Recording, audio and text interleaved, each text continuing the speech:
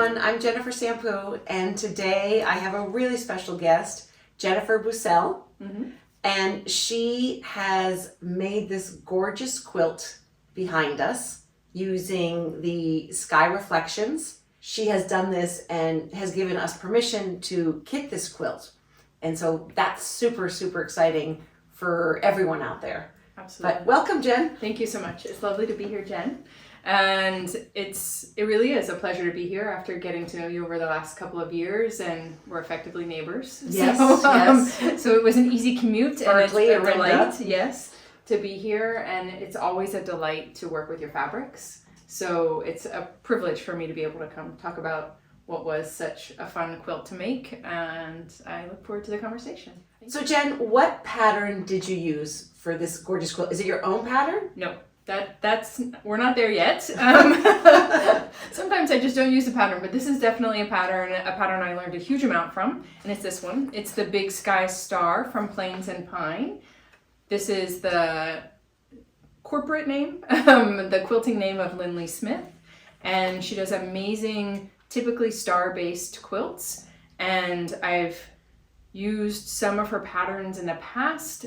This one, I actually used one of her patterns for the first quilt that I ever made with Jennifer's fabrics.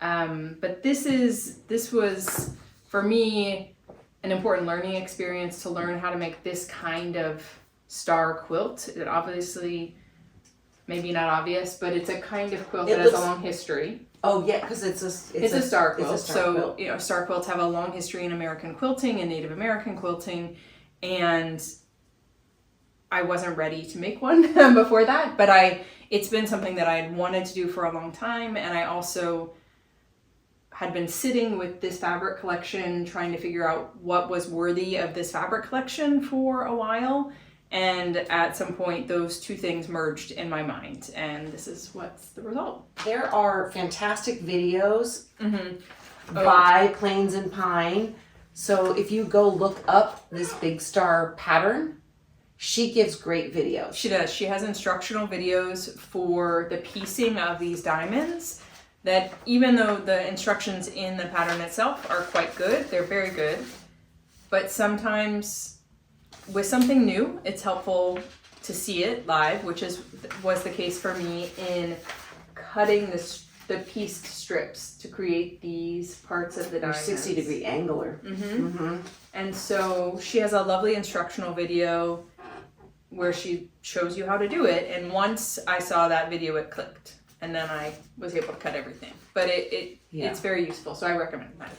So the first step is sewing together 4 strips, 2 of each color that you've paired. Right. So this is a block right here. Exactly. Yeah. And so that's the first step, is sewing together the long strips, and that's when you start to see how the variation in the colors is going to change as you make your diamonds. I chose to go light to dark. That's what I wanted to light do. out to dark. You end up with 3 or 4 of these, and I'm forgetting. Oh, you would have 3 because you have 6 of each color. So you end up with 3 of these. 3 sets? 3 sets of this. Okay. And what I did was I cut, and I took the lightest from each of those sets and put them together in a diamond. And it was a very sweet all light diamond. And then I remembered that I needed 4 in the center. Right. And I had put all the light strips in one diamond. So this would have been all very light. And then this one I would have only had these left. It would have all been this way. Which also could have been kind of cool. Yeah, you could have gotten a sort of like I did spiral effect. Yes. So if you are buying the fabrics that Jen used and you're making your own, it's never going to turn out exactly like this. Yeah. Even if you do it the same way that I did mine, because of the variations in the fabrics, it won't. Where you're cutting it. Yeah. But generally. So you that get a feel. Absolutely. So that was a good learning experience for me with the first diamonds, that I didn't want one of them all light. I wanted them to be sort of the same. And then so you're making these diamonds. Making those diamonds. And then you're putting these diamonds together. Yes. And you have a rhythm, right? There is. Yes. So I thought that the quadrants would all be the same.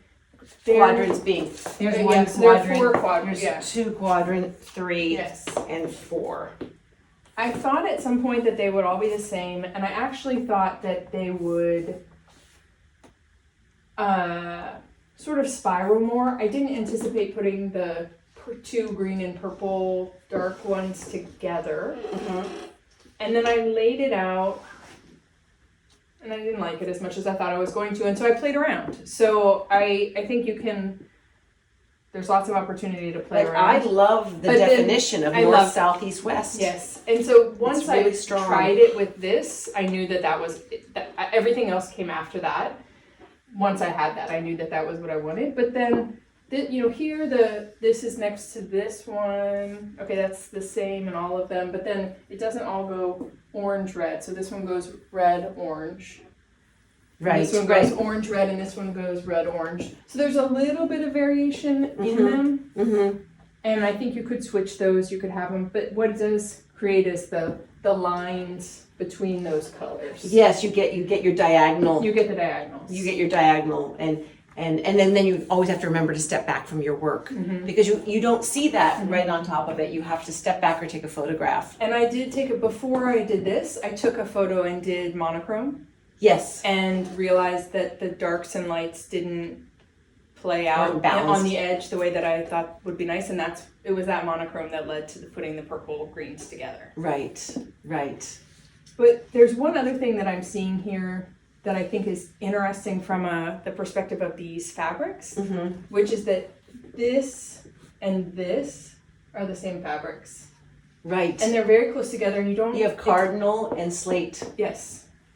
And this is the light side of cardinal and slate, and this is the dark end of cardinal and slate. And so when you say you didn't expect to put them together, what? I mean, to me, it's remarkable that they're that close together, and it doesn't stand out that they're the same fabrics. Yeah. I mean, I see it. I know that You see it, right? But it's really nice. I didn't even notice until you pointed it out. It doesn't stand out so much. Right. And Same actually, thing with these two. Yeah, exactly. Yep. Because this is, let's see, this is chestnut, and this is flame. Yeah. Chestnut and flame. So, and that's a great red. Again, you've got the these reddish quadrants. orange quadrant. Exactly. Yep. So it wasn't. I can't tell you that I planned it all out from the start. But that's lovely. That's what's so lovely. Yeah. Like I like when you said you trusted. I trusted the fabrics. Yeah. And yeah. Trust yourself and the fabrics. Trust yourself and the fabrics, right? And then let it flow. We're going to show you some of the overhead pictures so that Jen explains how she used the roll up, or if you're cutting the 2.5 inch strips from a have to have it tower. But that's really neat to see how that plays out. And we're looking at how gorgeous the quilt is, and I want to talk to you about how you're using the roll up to make these amazing diamonds. So do you mind? Let's take a look. My pleasure. Thank you so much, Jennifer. So when I came home from being away and took 2 of these roll-ups together to think about it, I basically just trusted the collection. That's good. Exactly. And I took the colors, I separated them, and I started thinking about how I wanted them to go together, or how I thought they could go nicely together. And I knew that I wanted a lighter center.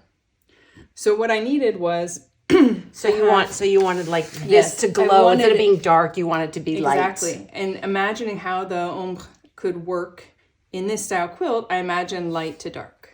Okay. And so what I needed to do to start was find the specific colors that had the lightest centers. Okay. But at the same time, I also wanted it to go light to dark, so I couldn't choose the ones that were sort of generally light with less of a color change across them. So you want a more dramatic ombre. I wanted some of the drama so it would change. So for example, pearl, which I obviously love because it's very dominant in the quilt, doesn't work for that because it doesn't get dark enough at good the point. end. And I think that that's what So this that's is. pearl. This is pearl. So that was pearl on the got set aside. Yeah, you set aside pearl. I definitely wanted pomegranate. I definitely wanted. Okay, this is the eggplant. Yes. So yeah, that's the eggplant. So eggplant is an interesting one because you think that it's quite dark. Here, sorry. Yeah. But the end is actually quite light. Yes. And moving them out where I... So anyhow, so this is what I did. This is very reminiscent of my time sitting on my carpet, playing with them. This one. So here, this is a... Aloe. Aloe is in the center. Yeah, let's look at that. Find the center. Let's find the center. Oh my God, it's so pretty. So here's aloe. Aloe's in the center. Right. There it is, right there. Right. And because it doesn't necessarily call out to you as super light, but when you just need that much to get the diamonds for the center, and then you know that as you move it out to the outer parts of the quilt, you'll be able to get it darker with that. Yeah. Yeah. So you really did you study the pattern? With the center. Yes. Because you're like, okay. And if you look at the way that she describes how to think about doing the quilt, she'll talk to you about how to design the diamonds so that you ensure that whatever color you want at the center is at the center. And that's very clear in the instructions. So I knew how to think about that. But I also knew that just in what I wanted from the quilt, I didn't want one color in the center. Yeah, you wanted this dynamic, like light, nuanced, reflection-y, even more mixing of the colors. There's a lot going on, like a painter, I think that paint was used to create these fabrics, and the painting idea comes out, I think, in the use of them too. So then I really wanted to use this one. It didn't end up in the... Okay, good. So this one didn't... so grass is out for your quilt. What we've got here is the aloe that you're using, those 4, and then you're using the desert green for the alternate 4. Exactly. And you wouldn't... And this is the desert green. It's a very dark color on the other end. You wouldn't even imagine that that's what it is right there. Yeah. But... That's the beauty of these fabrics. And there it is.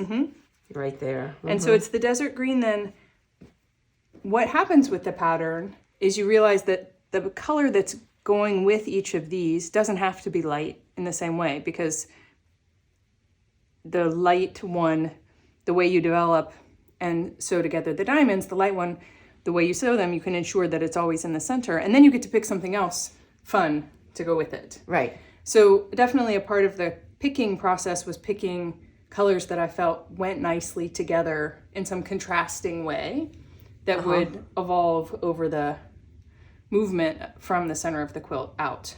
And so I believe the desert green, that's when, so once I picked those, then it became a question of, okay, what am I putting with them? And then there's eggplant right there. Exactly. So desert green and eggplant is this part. And so they get this interesting sort of light, nuanced combo here. But then when you flip them together, on the outside of the quilt, you get these deep, dark colors together. And I just love this combination. That's really fun. So I started doing, once I picked the center, then I started trying to pair things that I thought would work throughout the So quilt. Even though you were consciously thinking about how the colors are going to be combined, there's still surprises that come to you. Absolutely. Which is that delight. It is. And I didn't... And sometimes they're more contrasty and other times more quiet. Yeah. Yeah. And none of this was...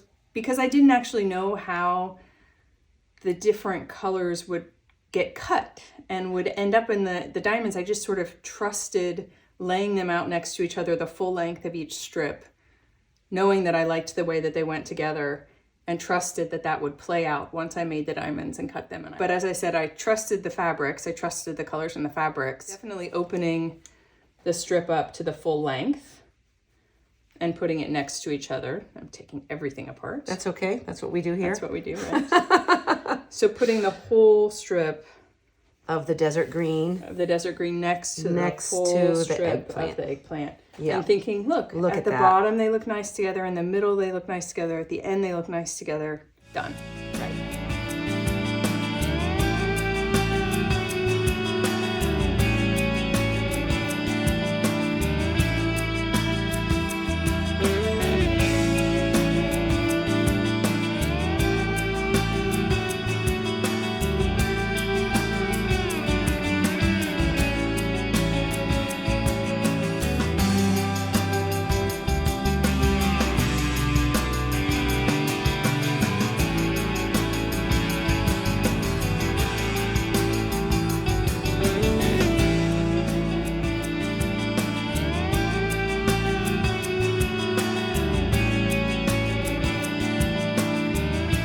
And so you use 2 roll-ups to make your quilt, but you can also use Yes. a have to have it tower. I have to have it. And what happened with me is the same thing that I think would happen with the tower, which is that you end up with the extra bits of the fabrics that don't get included. So there are 16 fabrics. There are 12 fabrics that you need in the quilt. So you would have 4 extra half yards or the 4 extra colors from the roll up. What ended up happening with me is that I used the pearl as my background, which I think is really nice because it has the contrast with the darker colors on the edge. And then I took my 6 pieces of roll up pearl and used those to create an extra border, which I wanted just to float the star a little bit more. Which is nice. So it's always nice to have extra fabric. You never know what you're going to use it for, whether it's, or I ended up using a light binding that matches the back, but you can see a very good argument for using some of these brighter colors that might not have made it into the quilt for the binding. As a binding. Absolutely. Yeah. Because the colors, you know that they work together. They're a part of the collection. And so taking advantage of the fact that you have those extras for this makes a lot of sense. It's not a bad thing. And not a bad thing. Extra fabric, in my mind, is not a bad thing. Yeah. Okay, great. Well, I started with machine quilting, attempting machine quilting. It's a little bit big for me to machine quilt on my small domestic machine, but I told myself I could do it. And I did 3 long lines, and I didn't like them.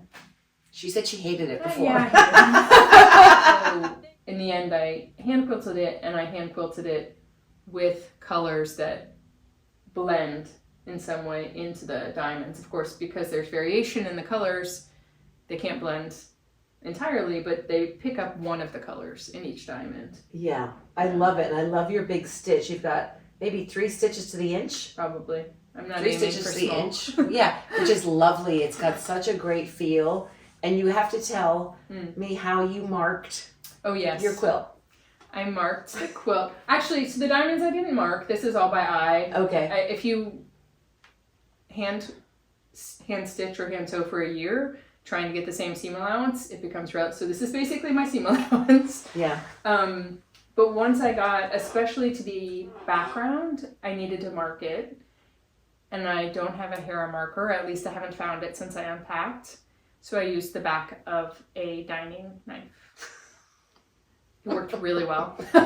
Happy to share. I love that story. Yes. So everyone's got a dining knife or a butter knife or something. No serrated. You don't want serrated and you don't want Please sharp. No, that's scary. Well, yeah, that's great. You make do.